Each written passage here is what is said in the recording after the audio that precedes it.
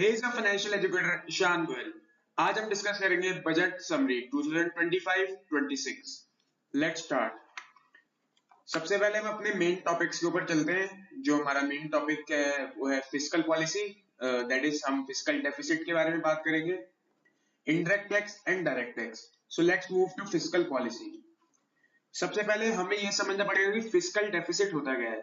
Fiscal deficit basically difference होता है between the government's revenue and the government's expenditure. The difference between the government's revenue and the government expenditure उसको हम fiscal deficit कहते हैं।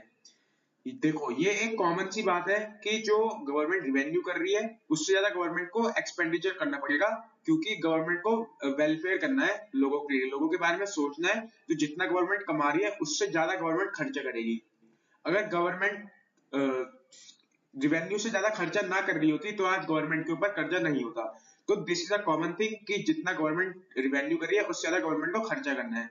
और जो डिफरेंस होता है between the revenue and the expenditure of government उसको हम फिस्कल डेफिसिट कहते हैं। इस बजट में फिस्कल डेफिसिट का चेंज ये आया है कि पिछले साल जो बजट आया था उसका फिस्कल डेफिसिट 4.8% था। इस बार फिस्कल डेफिसिट 4.4% इंट्रोड्यूस किया गया बाय आवर फाइनेंस मिनिस्टर। इसका मतलब यह है कि सरकार इस साल कम खर्चा करने वाली है लोगों के ऊपर, लोगों के भलाई के ऊपर। तो 4.8% से फिस्कल डेफिसिट को 4.4% पे इंट्रोड्यूस कराया गया है। तो हमारा यहाँ पे फर्स्ट टॉपिक कंप्लीट होता है फिस्कल पॉलिसी का। अब हमारा नेक्स्ट टॉपिक है indirect tax and direct tax, जो एक बहुत ज्यादा हाइप है कि सरकार इनकम टैक्स, और अभी आजकल रील्स पे बहुत चल रहा है कि सरकार ने इनकम टैक्स कम करा है। वो क्या कम करा है और किस पे कम करा है, क्या स्लैब रेट है, वी विल डिस्कस दैट।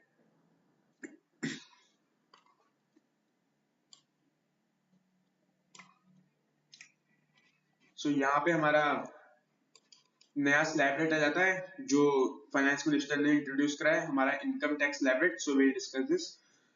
देखो यहाँ पे जो सरकार ने कहा है, जो पढ़ने की मेन जो चीज है वो ये है, आप ये पैराग्राफ पढ़ सकते हैं। इसमें क्लियरली मेंशन है कि जो हमारा इनकम टैक्स है, जो भी इंडिविजुअल या जो भी फर्म या कोई भी फर्म कह लो, कोई भी इंडिविजुअल कह लो, वो अगर सैलरीड नहीं है उसको 12 लाख तक की इनकम पे जीरो टैक्स देना पड़ेगा। और अगर कोई पर्सन सैलरीड है, कोई फर्म सैलरीड है, तो उसको 12,75,000 तक जीरो इनकम टैक्स लगने वाला है, क्योंकि सैलरीड लोगों को सैलरी डिडक्शन मिलता है, जो कि सैलरी डिडक्शन 75,000 रुपए का गवर्नमेंट द्वारा इंट्रोड्यूस करा गया है, हमारे फाइनेंस मिनिस्टर द्वारा 75,000 का इंट्रोड्यूस करा गया है।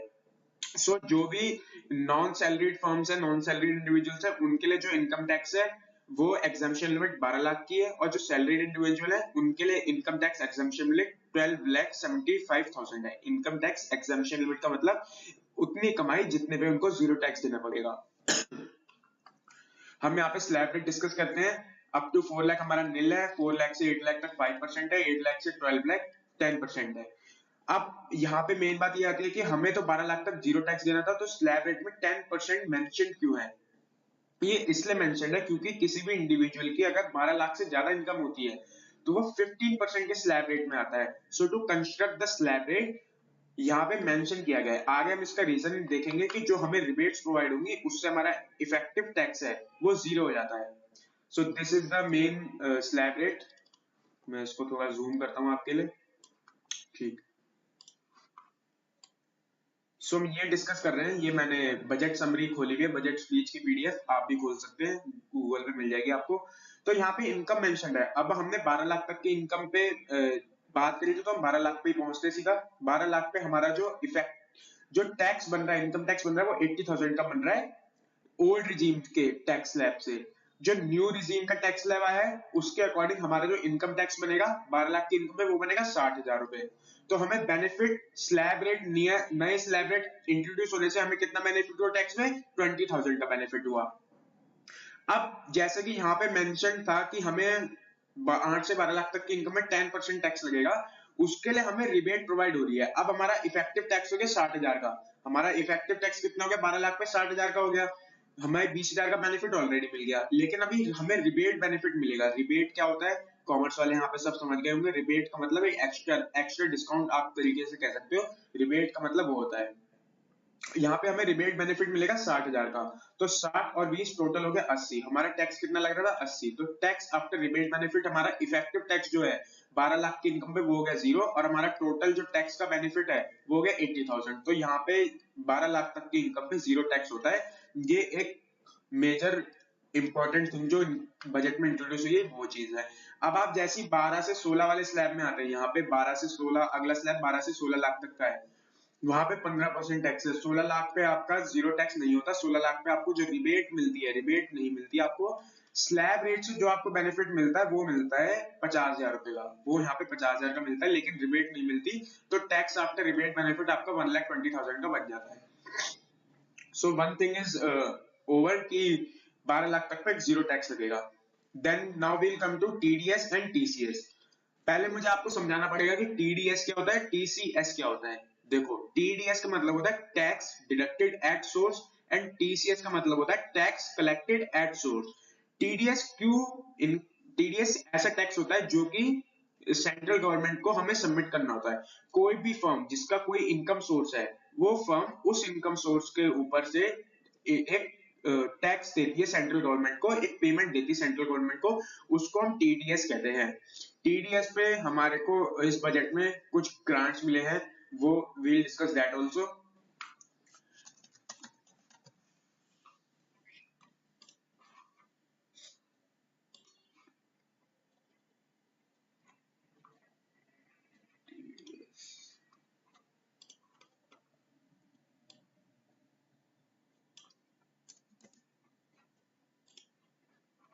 द एनुअल लिमिट, जो एनुअल लिमिट थी टीडीएस की 2,40,000 से, that is increase to 6 lakhs। And जो हमारा टीडीएस 50,000 पे कटता था सीनियर सिटीजन के लिए, वो अब टीडीएस 1 लाख की इनकम पे कटेगा TDS. So TDS is clear. Now will come to the last topic, which is our MSME, micro small and medium enterprises. MSMEs, micro small and medium enterprises.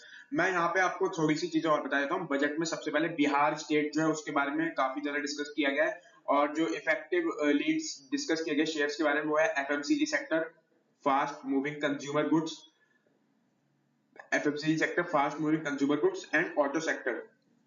Auto means bike, cars, scooters, and that all.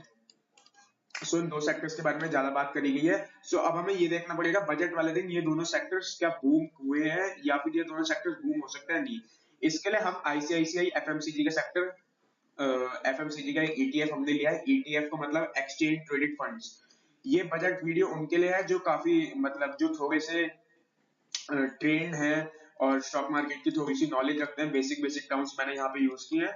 तो अगर आप basic knowledge भी नहीं जानते, so this video is not for you, so kindly you may avoid. हम one fact पे चलते हैं। यहाँ पे वन फैक्ट पे हम एक वर्टिकल लाइन ड्रॉ करेंगे एंड देन विल एनालाइज की what's what was the rally. So ये आ गया हमारे फरवरी का मोमेंटम। इस पे हम रेक्टेंगल ड्रॉ करेंगे।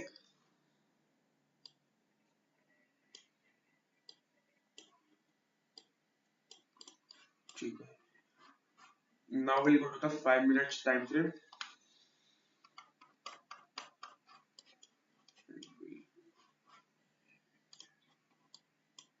तो ये पूरी फरवरी की मोमेंटम रैली आ गई अपनी। ये जितना भी मैंने रेक्टेंगल में करा है, ये सब फरवरी का हमारा मोमेंटम आ गया। ठीक है, Now here is, हमें वन फेब की बात करनी है क्योंकि बजट हमारा 1 फेब को आया है।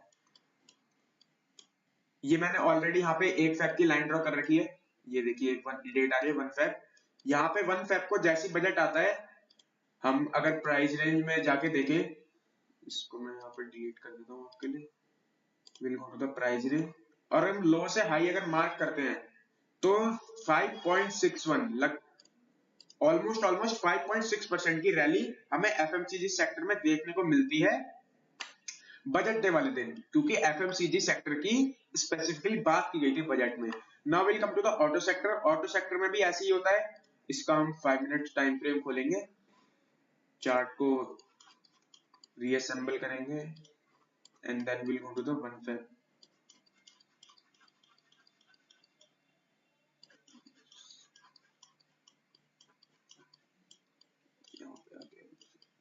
मैंने ऑलरेडी मार्क किया हुआ है 1 फेब। यहाँ पे हम अगर प्राइस रेंज देखते हैं, मैं दोबारा लगाता हूँ प्राइस रेंज सो दैट आपके लिए इजी हो जाए थोड़ा। प्राइस रेंज पे अगर हम लो से हाई मार्क करें तो we'll see the momentum of 3.45% in auto sector. ये पर्टिकुलर शेयर की बात नहीं कर रही, हम ऑटो सेक्टर की बात कर रहे हैं। जितना भी ऑटो सेक्टर के शेयर्स होंगे वो 3.5% से ज्यादा बूम किए होंगे। पर्टिकुलर शेयर पूरा ऑटो सेक्टर बजट डे वाले दिन, क्योंकि बजट में स्पेसिफिकली ऑटो सेक्टर की बात करी गई थी, इसलिए बजट डे वाले दिन ऑटो सेक्टर 3.5% बूम होता है एंड एफएमसीजी सेक्टर 5.66% बूम होता है। सेक्टर है ये, कोई शेयर पर्टिकुलर शेयर नहीं है। यहाँ पे हमने ICICI FMCG and ICICI auto का ईटीएफ हमने डिस्कस करा है। सो हमें ये समझ आ गया कि एफएमसीजी और ऑटो सेक्टर की स्पेसिफिकली बात की गई थी। अब हमारा मेन जो मुद्दा आता है डिस्कस करने का वो ये होता है कि अगर हमें 12 लाख तक पर टैक्स नहीं देना है तो इसके कॉन्सिक्वेंसेस क्या होने हैं, इसके रिजल्ट क्या होने हैं, क्योंकि 12 lakh is a good income.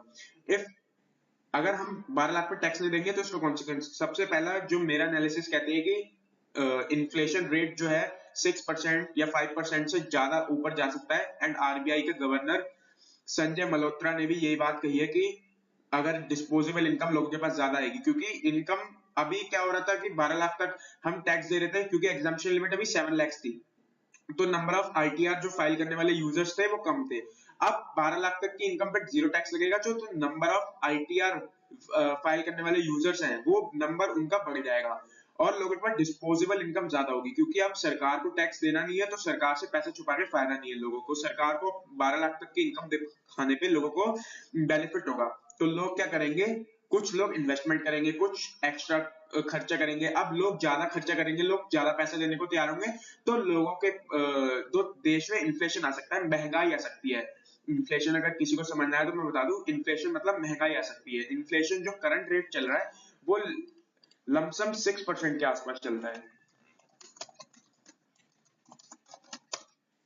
Inflation rate 4.3% से 6%, क्योंकि ये आरबीआई का रोल होता है कि जो इन्फ्लेशन रेट है उसको 4 से 6% के बीच में रखना, ना 4% से कम हो ना 6% से ज्यादा हो। सो इन्फ्लेशन रेट जो है हमें 6% से ऊपर जाता हुआ दिख सकता है if are disposable income in the hands of people is more. Second चीज ये होती है कि शेयर्स में हमें एक बुल रन देखने को मिल सकता है, शेयर्स मार्केट हमें बुलिश देखने को मिल सकती है बिकॉज ऑफ द रीजन की जो लोगों के पास डिस्पोजेबल इनकम ज्यादा है सारे लोग खर्चा नहीं करते, कुछ स्मार्ट लोग होंगे वो इन्वेस्टमेंट भी करेंगे। और क्योंकि अच्छे शेयर्स लिमिटेड हैं तो अच्छे शेयर्स में हमें तेजी देखने को मिल सकती है, एक बुल रन देखने को मिल सकता है। सो दो कॉन्सिक्वेंसेज मेरे अकॉर्डिंग जो इनकम टैक्स की पॉलिसी आई है उसके अकॉर्डिंग हो सकते हैं। सो हमारा बजट ओवर हो गया है। बेसिकली मैंने आपको मेन टॉपिक्स बता दिए। एमएसएमईज हमारा रह गया, एमएसएमईज हम डिस्कस कर लेते हैं एमएसएमईज के बारे में क्या है। सो बेसिकली एमएसएमईज के बारे में जो डेटा निकाला गया है उसका ये निकाला गया है कि एमएसएमई ने 45% एक्सपोर्ट 45% एक्सपोर्ट जो है एमएसएमई ने करा है। एमएसएमई का मतलब मैं समझा दूं, एमएसएमई का मतलब होता है micro small and medium enterprises. MSME को micro small and medium enterprise कहते हैं।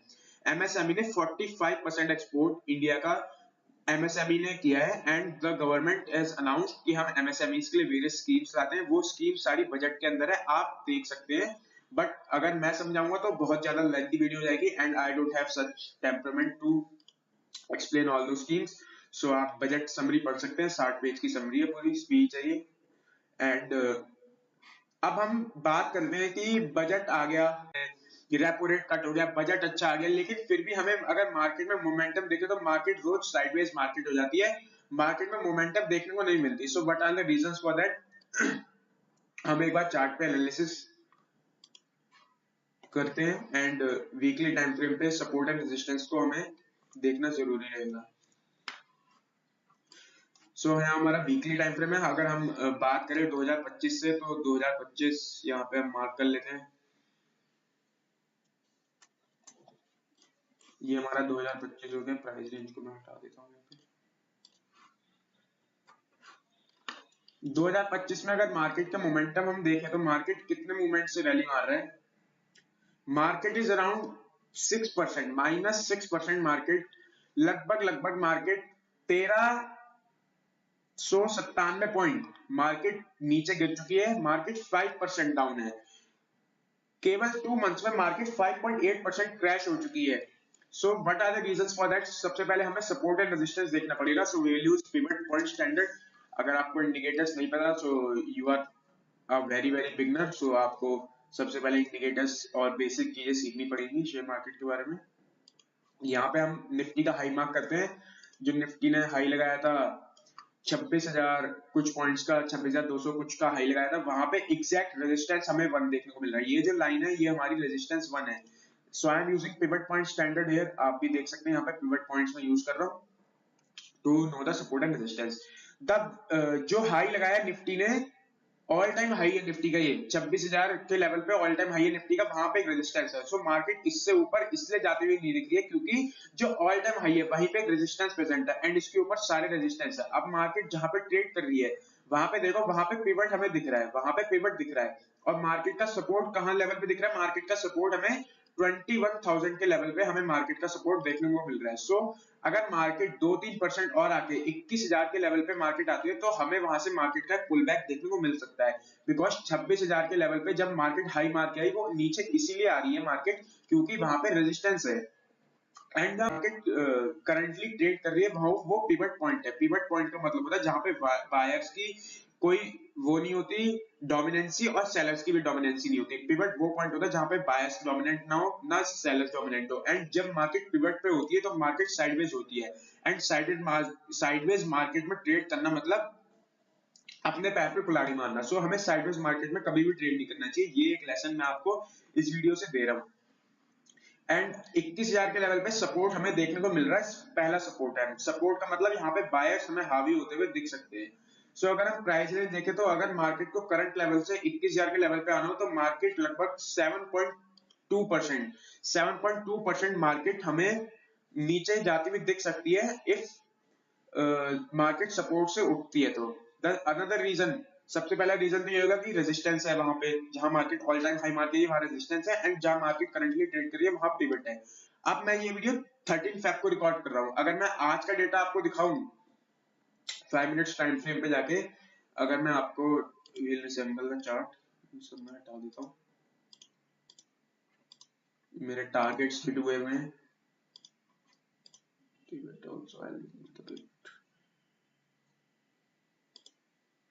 ठीक है, 5 मिनट्स टाइम फ्रेम पे जाके मैं दिखाऊं। सो आप देखें यहाँ पे मार्केट कितने गंदा साइडवेज हो रखा है। मार्केट 11 फेब को खुलती है 1% डाउन, फिर मार्केट 1% रिकवर हो जाती है, फिर मार्केट एक बुल रन दिखाती है, फिर मार्केट नीचे बैठ जाती है 2 डेज लगातार। एंड ये वाला जो रेंज है यहाँ पे आप जितना रेंज देख रहे हैं, मैं रेक्टेंगल मार्क करके दिखाता हूँ, this is an important thing. ये जितने भी आप रेंज देख रहे हैं ये आज की 13 फेब की मार्केट है। मार्केट ऊपर हमें हाई मारती है, मार्केट 1% ऊपर जाती है, देन मार्केट अगेन 1% नीचे रिकवर हो जाती है। जितना मार्केट आज ऊपर गई थी उतना मार्केट दोबारा आ गई। तो इस टाइम सेलर्स का कुछ पैसा नहीं बना ना बायर्स का पैसा बना। मार्केट 1.3% बुल रन देखती है, 1.3% मार्केट फिर क्रैश हो जाती है।